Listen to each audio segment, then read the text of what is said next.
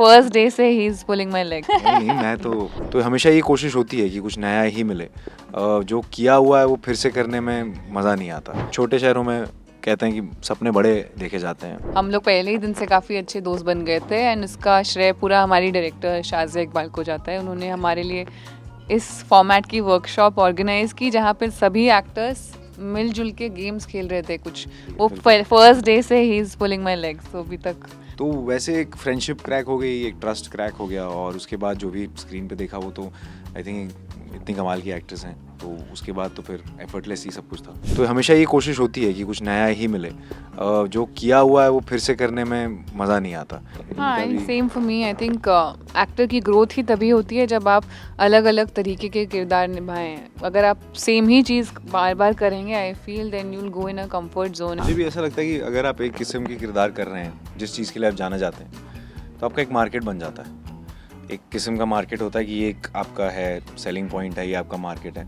लेकिन जहाँ तक मुझे लगता है मैं मार्केट बनाने नहीं, डिसरप्ट करने आया हूँ, मुझे वो तोड़ना है। क्यों हर बार एक अलग किस्म का एज ग्रुप, एक अलग किस्म के जेंडर्स को अपील हो। तो अभी है, हम गलतियाँ माफ़ होंगी और यही समय है एक्सपेरिमेंट करने का। शायद एक समय आएगा जिसके बाद लगेगा कि नहीं यार, अब क्या करें, हम नया क्या करें। लेकिन वो एक कलाकार की हमेशा से ये रही है। बट आई थिंक वो भूख हमेशा रहनी चाहिए कुछ नया करने की, कुछ डिफरेंट करने की। कई लड़के हैं जो मेरे गांव में जिनके सपने बड़े बड़े हैं, क्योंकि छोटे शहरों में कहते हैं कि सपने बड़े देखे जाते हैं।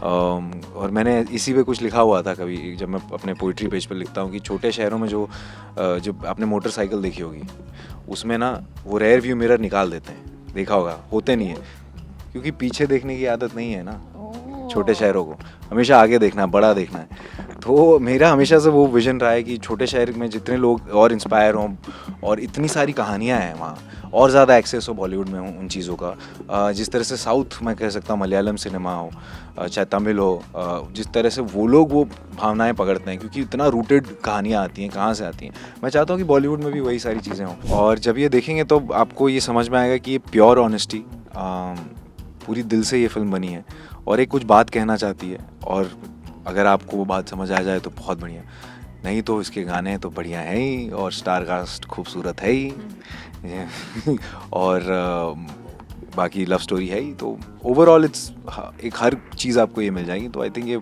एक एक्सपीरियंस होगा थिएटर में देखना इसे।